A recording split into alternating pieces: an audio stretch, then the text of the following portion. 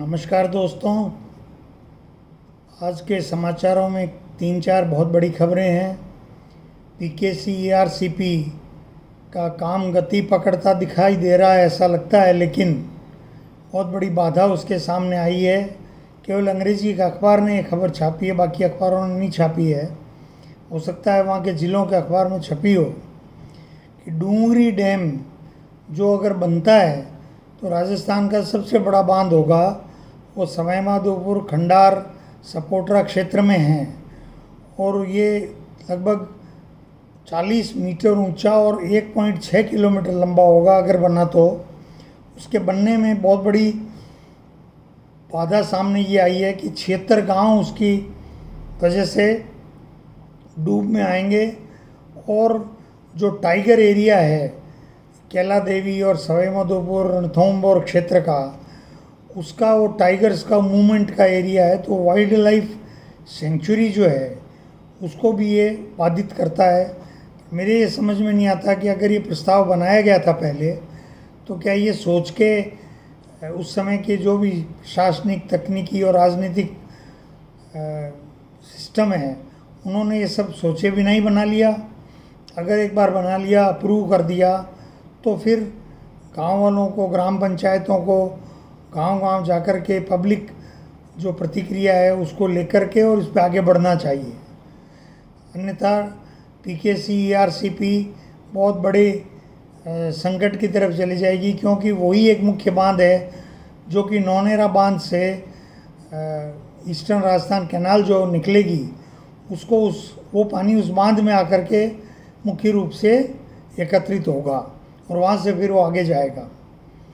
दूसरी खबरों पे एक एक करके आते हैं कि जो एक कुंदन पांड्या है, उन्होंने बाबूलाल कटारा के भांजे विजय कुमार डामोर से सब इंस्पेक्टर भर्ती परीक्षा के पेपर खरीदे थे और अपनी बच्ची, अपनी भतीजी और भांजे के लिए खरीदे और उनको दिया। अब एसओजी ने पहले कुंदन पांड्या को गिरफ्तार किया, अब इन तीनों जो प्रत्याशी थे इनको भी गिरफ्तार कर लिया है, क्योंकि ये भी उसमें सेलेक्ट हो गए। एक एक करके ये सब इंस्पेक्टर का मामला बढ़ता ही जा रहा है। इसी तरह जूनियर इंजीनियर भर्ती परीक्षा 2020, उसमें 12 लाख रुपए में किसी ने पेपर उपलब्ध कराया, वो उसको गिरफ्तार एसओजी ने किया है। इसका पटाक्षेप होना चाहिए सारी परीक्षाओं का, अन्यथा राजस्थान की बहुत बड़ी बदनामी लगातार होती जा रही है। क्रिकेट स्टेडियम जो पिछली आरसीए थी, उसने चौंप स्टेडियम है आमेर एरिया में दिल्ली रोड पे, 191 करोड़ रुपए खर्च हो गए, फिर बंद कर दिया।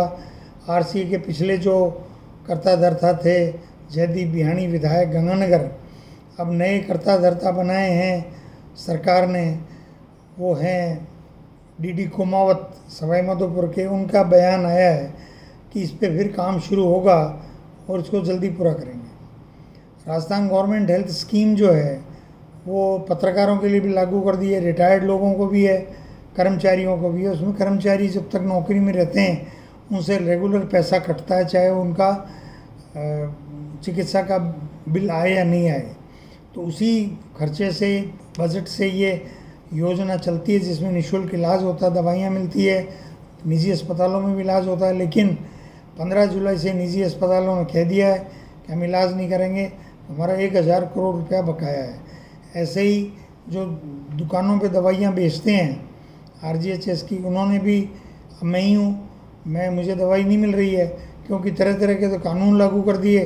फिर दुकान वाले कहते हैं जी हमारे तो 60 लाख बकाए हैं, 40 लाख बकाए हैं। तो सरकार को इसको निस्तारित करना चाहिए। जो कुछ भी करना है, इसको बंद करना बंद करो, कोई दिक्कत नहीं।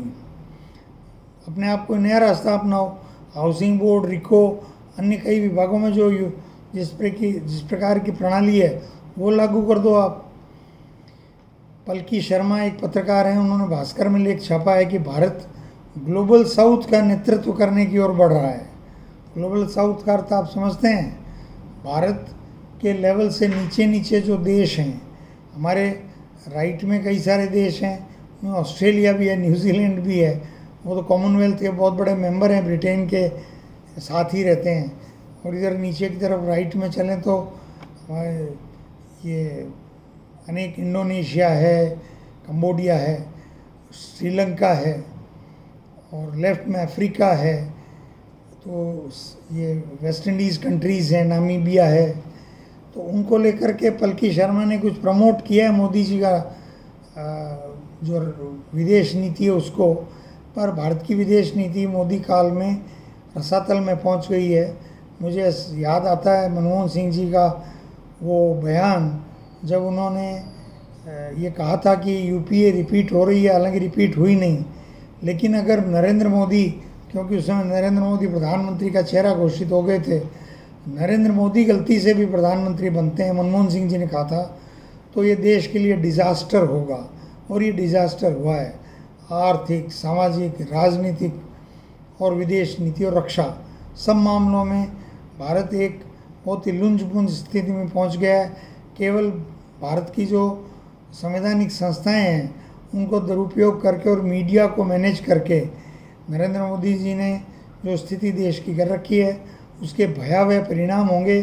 हालांकि मोहन भागवत का भी बयान अखबार में छपा है कि जिसमें इशारा किया है कि 75 साल के बाद जो है वो पद छोड़ देना चाहिए।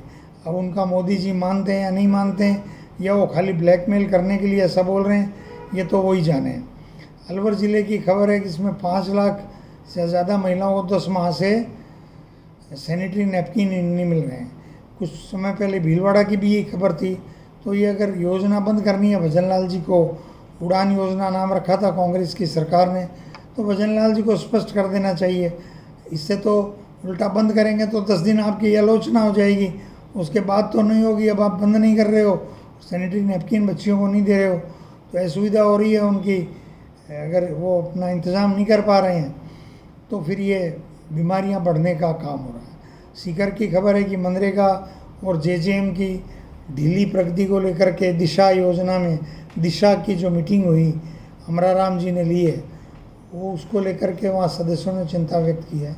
नागौर की खबर है, वहाँ 13,000 टन डीएपी की मांग है, उसके विरुद्ध वहाँ केवल 5500 टन पहुँची है। वहीं पूरे प्रदेश की खबर पत्रिका ने दी है कि बरसात के बाद से यूरिया की मांग बढ़ गई है और यूरिया के लिए हर ज़िले में कतारें लग रही है, यूरिया मिल नहीं रही है।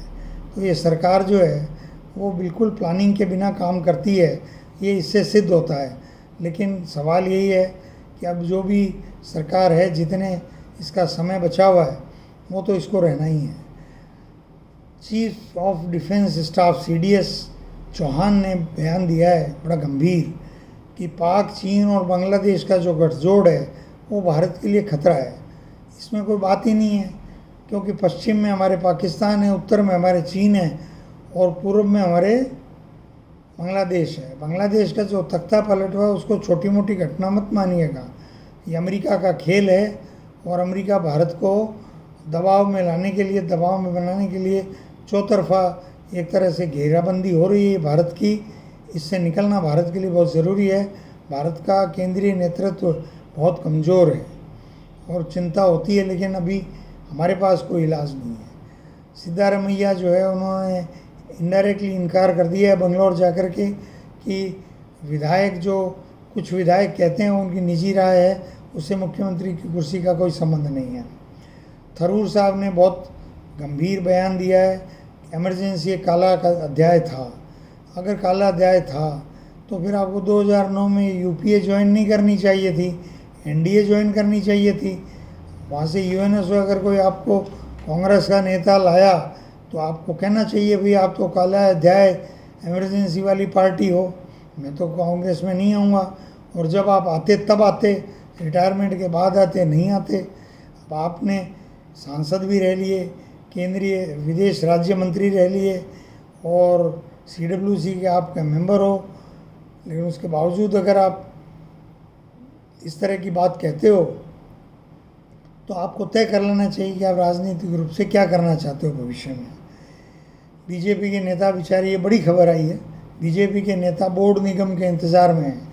7-8 बोर्ड निगम इन्होंने गठित किए, उसके बाद इन्होंने 1.5 साल हो गया कोई बोर्ड निगम बनाया नहीं। अब बीजेपी के नेता, मुझे भी कईयों से बात होती है, अब आस लगाए बैठे हैं टकटकी, कब भजनलाल जी या अमित शाह जी, मोदी जी और नड्डा जी, मदन चौहान जी जो इनके वो मदन राठौड़ जी, और इन सब की कृपा हो, आरएसएस और है एक इस बीच में, तो ये पता नहीं कब किसकी कृपा बरसेगी। कह रहे हैं 17 तारीख को अखबार में ही है कि अमित शाह आएंगे, वो किस लिए आ रहे हैं, वो नाम तो सहकारिता का ले रहे हैं लेकिन यहाँ कुछ करेंगे, अभी बीजेपी का इंटरनल मामला है। सुप्रीम कोर्ट की बहस अखबार में छपी है, काफ़ी रोचक रही।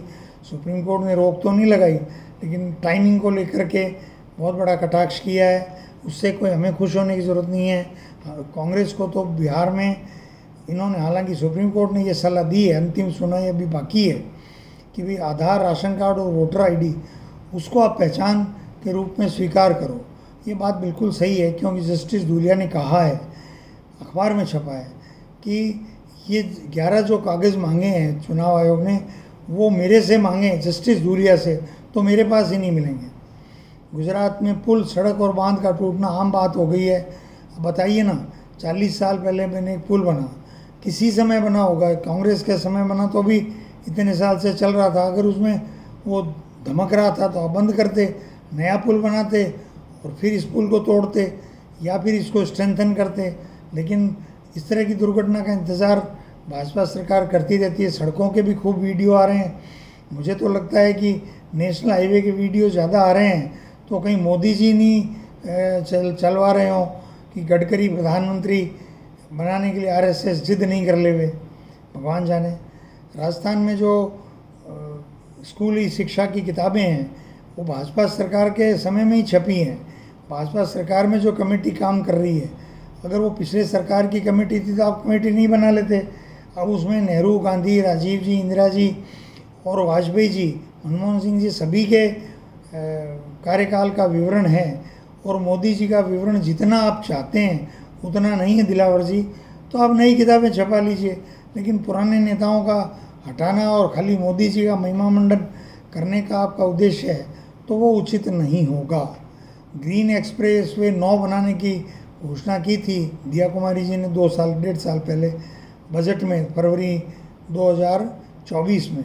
उसमें से 7 को तो लगता है ठंडे बस्ते में डाल दिया है, 2 के लिए एनएचएआई के पास पहुँचे हैं। तो एनएचएआई ने इशारा किया है कि जयपुर, पचपदरा और बीकानेर, कोटपुतली, उस पर एनएचएआई डीपीआर बनाएगी। तो बाकी 7 की कोई जिम्मेवारी आप लेंगे या स्टेट के पास ये समझ में आ गया कि ये फिजिबल नहीं है, तो फिर आप अगले बजट में कह दीजिए कि हम विड्रॉ करते हैं। तो कुल मिला के ये सब आज के समाचार हैं। आशा है आपके लिए ये उपयोगी रहे होंगे।